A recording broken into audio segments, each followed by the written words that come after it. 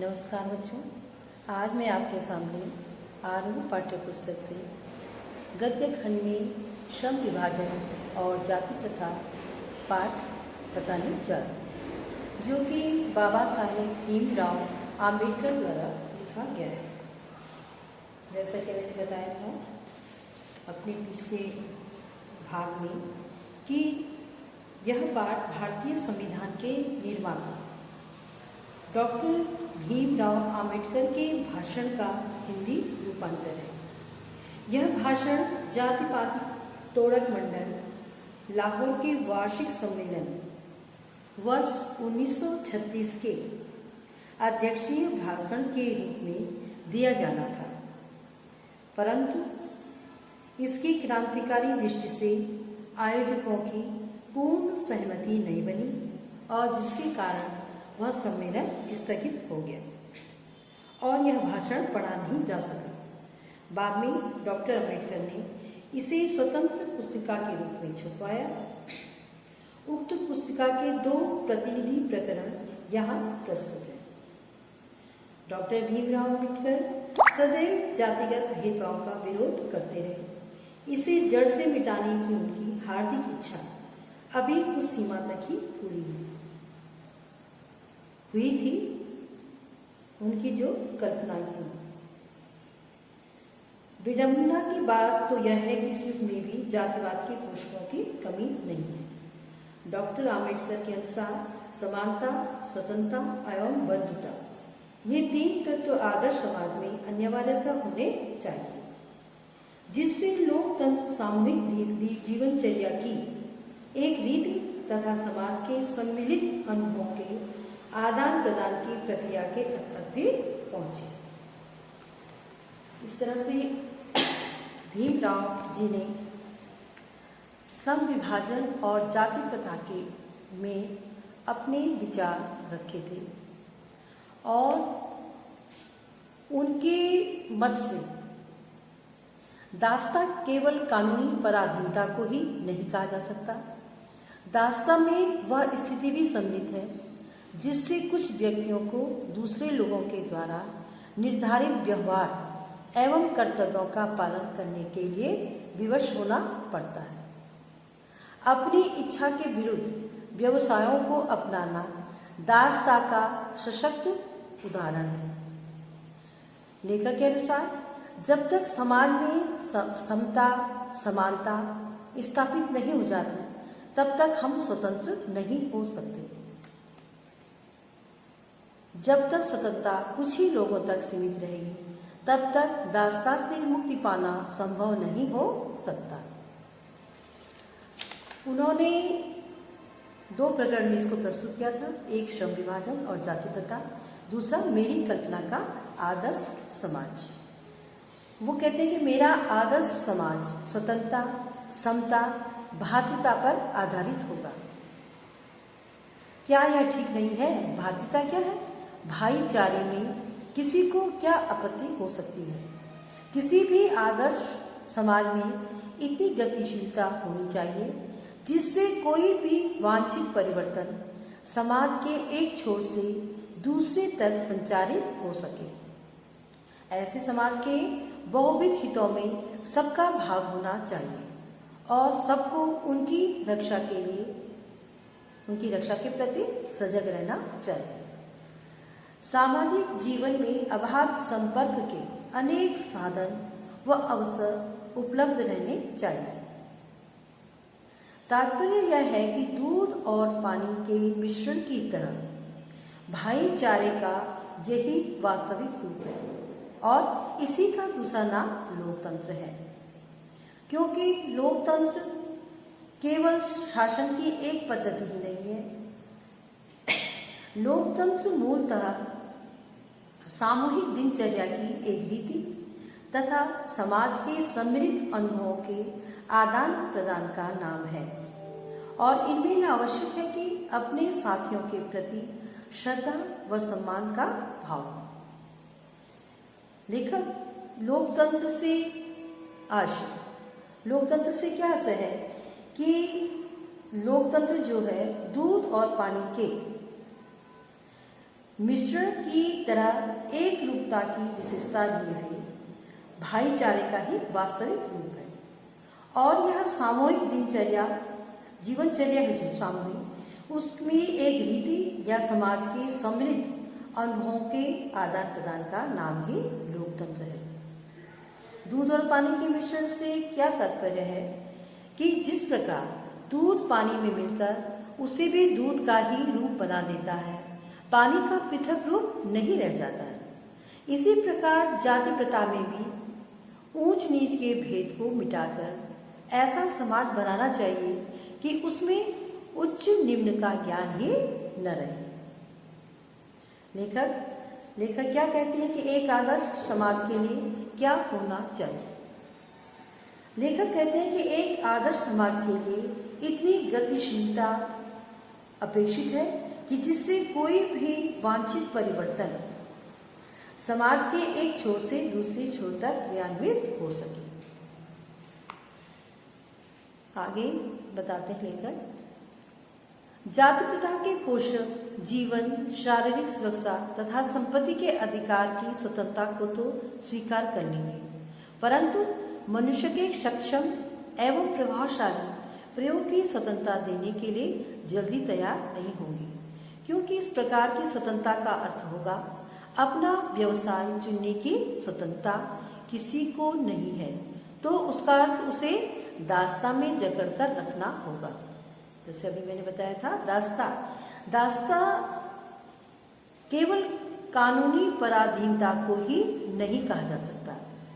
दास्ता में वह स्थिति भी सम्मिलित है जिससे कुछ व्यक्तियों को दूसरे लोगों के द्वारा निर्धारित व्यवहार एवं कर्तव्यों का पालन करने के लिए विवश होना पड़ता है। यह स्थिति कानूनी पराधीनता न होने पर भी पाई जा सकती है।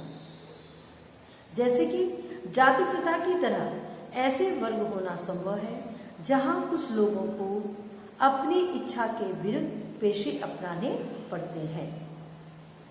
जाति प्रथा के पोषक क्या करते हैं, यह स्वीकार करने को तैयार है कि व्यक्ति को जीवन, शरीर तथा संपत्ति की सुरक्षा तथा अधिकार की स्वतंत्रता मिलनी चाहिए, परंतु वे मनुष्य की कुशलता के सक्षम एवं प्रभावशाली उपयोग करने की स्वतंत्रता की छूट देने के लिए तैयार नहीं होते। भारत में व्यक्ति को व्यवसाय अपनी मर्जी से चुनने की छूट नहीं है। यहाँ लोग जन्म पर आधारित व्यवसाय चुनने के लिए मजबूर हैं।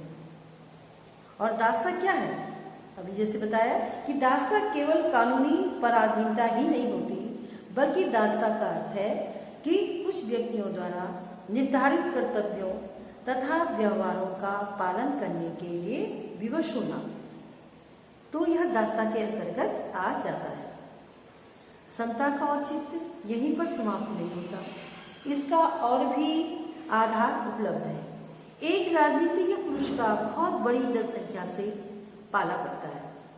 अपनी जनता से व्यवहार करते समय राजनीतिज्ञ के पास न तो इतना समय होता है, न प्रत्येक के विषय में इतनी जानकारी ही होती है, जिससे वह सबकी अलग अलग आवश्यकताओं तथा क्षमताओं के आधार पर वांछित व्यवहार अलग अलग कर सके। समता क्या है? समता का क्या औचित्य है? समता जाति, धर्म, संप्रदाय से ऊपर उठकर मानवता अर्थात मानव मात्र के प्रति जो समान व्यवहार है, वही समता का औचित्य है। क्षमता को राजनीतिज्ञ पुरुष के संदर्भ में कैसे देखा जा सकता है? देखिए, राजनेताओं का जो हर वर्ग होता है उनका हर वर्ग के लोगों से पाला पड़ता है, हर वर्ग के लोगों से उन्हें मिलना जुलना पड़ता है, तो उन्हें अपनी जनता से व्यवहार के समय समता को महत्व देना चाहिए और ऐसा उनके लिए सुगम भी है। आवश्यकता तथा क्षमता के आधार पर वांछित व्यवहार करने में विषमता ही सामने आती है। वैसे भी आवश्यकताओं और क्षमता के आधार पर भिन्न व्यवहार कितना भी आवश्यक तथा औचित्यपूर्ण क्यों न हो, मानवता के दृष्टिकोण से समाज दो वर्गों व श्रेणियों में नहीं बांटा जा सकता। ऐसी स्थिति में राजनीतिज्ञ को अपने व्यवहार में एक व्यवहार्य सिद्धांत की आवश्यकता रहती है और यह व्यवहार्य सिद्धांत यही होता है कि सब मनुष्यों के साथ समान व्यवहार किया जाए। राजनीतिज्ञ यह व्यवहार इसलिए नहीं करता कि सब लोग समान होते, बल्कि इसलिए कि वर्गीकरण एवं श्रेणीकरण संभव होता है। इस प्रकार समता यद्यपि काल्पनिक जगत की वस्तु है, फिर भी राजनीतिज्ञ को सभी परिस्थितियों को दृष्टि में रखते हुए उसके लिए यही मार्ग सही भी रहता है, क्योंकि यही व्यावहारिक भी है और यही उसके व्यवहार की एकमात्र कसौटी भी है। राजनीतिज्ञ समान व्यवहार उनकी तरफ से क्यों किया जाता है? देखिए, राजनीति जो है एक व्यावहारिक सिद्धांत के अनुरूप ही होती है और समाज में व्याप्त जो विषमता, असमानता, यह एक सच्चाई है। लेकिन राजनीतिज्ञ को एक व्यवहारिक सिद्धांत की भी आवश्यकता रहती है और समतामूलक धारणा की, जिससे सब मनुष्यों के साथ समान व्यवहार किया जाए, वे ऐसा चाहते हैं क्योंकि वे सबकी अलग अलग आवश्यकताओं के अनुरूप व्यवहार करने में असमर्थ होते हैं। इसी समतामूलक धारणा के आधार पर उनकी राजनीति फलती फूलती है। इस कारण राजनीतिज्ञ समान व्यवहार को अधिक महत्व देते हैं। इस कारण क्या होता है कि राजनीतिज्ञ समान उसको अलग से आधार पर उनको क्या करते हैं, उनसे अलग राजनीति को समान व्यवहार उनको इस कारण देना पड़ता है, क्योंकि वे सबकी अलग अलग आवश्यकताओं के अनुसार ही व्यवहार करने में उनको वे असमर्थ होते हैं। आगे मैं इस पाठ के कुछ प्रश्न आपके सामने एक्सप्लेन कर रही हूँ कि जाति प्रथा में लेखक किन गंभीर दोषों का वर्णन करते हैं। देखिए, लेखक के अनुसार समाज में सबसे बड़ा दोष यह है कि जाति प्रथा पर आधारित श्रम विभाजन मनुष्य की अपनी इच्छा पर निर्भर नहीं रहता। इसमें मनुष्य की व्यक्तिगत भावना या रुचि को कोई महत्व नहीं दिया जाता। आधुनिक समाज में कौन सी समस्या सामने आ खड़ी हुई है?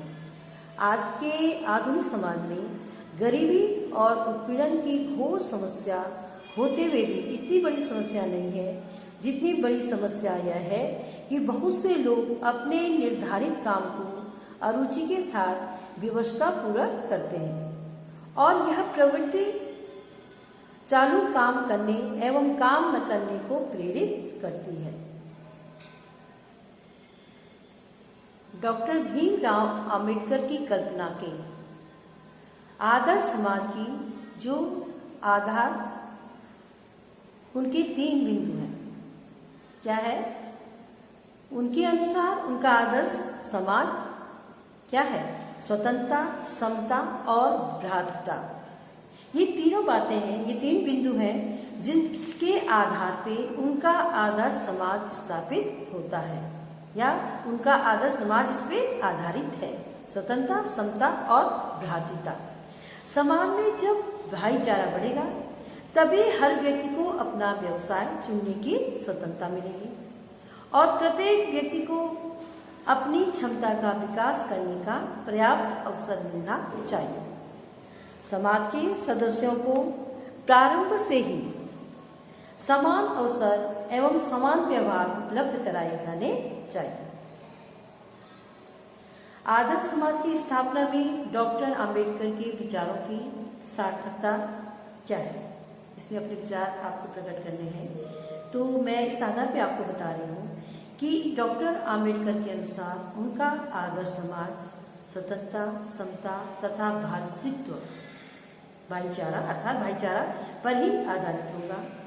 और वे कहते हैं कि समाज में आपसी प्रेम एवं भाईचारे की वृद्धि होगी।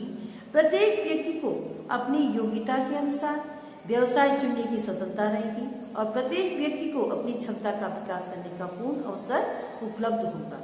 उनके मतानुसार एक संतुलित एवं आदर्श समाज के प्रत्येक व्यक्ति को प्रारंभ से ही समान अवसर और समान व्यवहार उपलब्ध होना चाहिए। जातिवाद के पोषकों के समर्थन में, उनके समर्थन के आधार में क्या होती है? देखिए, जातिवाद के पोषकों के समर्थन के आधार में यह बात आपत्तिजनक है कि यह जाति प्रथा श्रम विभाजन के साथ साथ श्रमिक विभाजन का भी रूप लिए हुए है। यह तार्किक है कि श्रम विभाजन सभ्य समाज की आवश्यकता है, परंतु कोई भी सभ्य समाज श्रमिकों का विभिन्न श्रेणियों में अस्वाभाविक विभाजन नहीं करता है। श्रम विभाजन, अब आगे डॉक्टर अम्बेडकर का जो कथन है कि दास्ता केवल कानूनी पराधीनता ही नहीं है। इस कथन में उन्होंने क्या कहा कि दास्ता केवल कानूनी पराधीनता ही नहीं है। उनका यह कथन है, देखिए, उनके अनुसार दास्ता की परिभाषा वह है जिसमें किसी को किसी प्रकार की स्वतंत्रता न हो, वह दास्ता है। जिसमें किसी को भी अपना कार्य, अपना जो रोजगार है उसको चुनने की स्वतंत्रता न हो, वही दास्ता है। इसका सीधा अर्थ निकलता है कि उसे दास्ता की जकड़ में रखा जाता है। दास्ता केवल कानूनी पराधीनता को ही नहीं कहा जाता, बल्कि दास्ता में वह स्थिति भी शामिल है जिसमें कुछ व्यक्तियों को दूसरे लोगों द्वारा निर्धारित व्यवहार एवं कर्तव्य का पालन करने के लिए विवश होना पड़ता है। दूसरे व्यक्ति जो दूसरे लोगों को अपना निर्धारित व्यवहार कहते हैं और वो एक कर्तव्य के आधार पर उनका पालन करवाते हैं और दूसरे को उस कर्तव्य को पालन करने के लिए और उनकी बातें स्वीकार करने के लिए विवश होना पड़ता है। कानूनी पराधीनता न होने पर भी यह स्थिति पाई जा सकती है। इस प्रकार की स्थिति में भी व्यक्ति को अपना जीवन विवश होकर जीना पड़ता है, जिसके फलस्वरूप वह मानसिक रूप से स्वस्थ एवं संतुष्टि का जीवन व्यतीत नहीं कर पाता, क्योंकि उसके मन के अनुसार वह कार्य नहीं हो पाता। इस कारण वह उसको मानसिक रूप से भी स्वस्थता और संतुष्टि नहीं प्राप्त होती। लेखक के अनुसार सभी मनुष्य बराबर नहीं होते। आलोचकों का यह तर्क एक सीमा तक उचित है। ये समता क्या है? परंतु तथ्यात्मक होते हुए भी यह विशेष महत्व नहीं रखता। अपने शाब्दिक अर्थ में समता काल्पनिक होते हुए भी नियामक सिद्धांत है। मनुष्यों की समता 3 बातों पर निर्भर करती है: शारीरिक वंश परंपरा, सामाजिक उत्तराधिकार अर्थात सामाजिक परंपरा के रूप में माता पिता की कल्याण कामना, शिक्षा तथा वैज्ञानिक ज्ञानार्जन आदि जैसी सभी उपलब्धियां जिनके कारण सभ्य समाज जंगली लोगों की अपेक्षा विशिष्टता प्राप्त करता है। तीसरा है मनुष्य के अपने प्रयास। इन तीनों दृष्टियों से मनुष्य समान नहीं होते, तो क्या इन विशेषताओं के कारण समाज को भी व्यक्तियों के साथ असमान व्यवहार करना चाहिए? समता के विरोधी इसी बात को लेकर निरंतर हो जाते हैं। बच्चों, आज मैं यहीं पे अपना पाठ समाप्त कर रही हूँ। आशा है कि आपको यह पाठ समझ में आ गया होगा।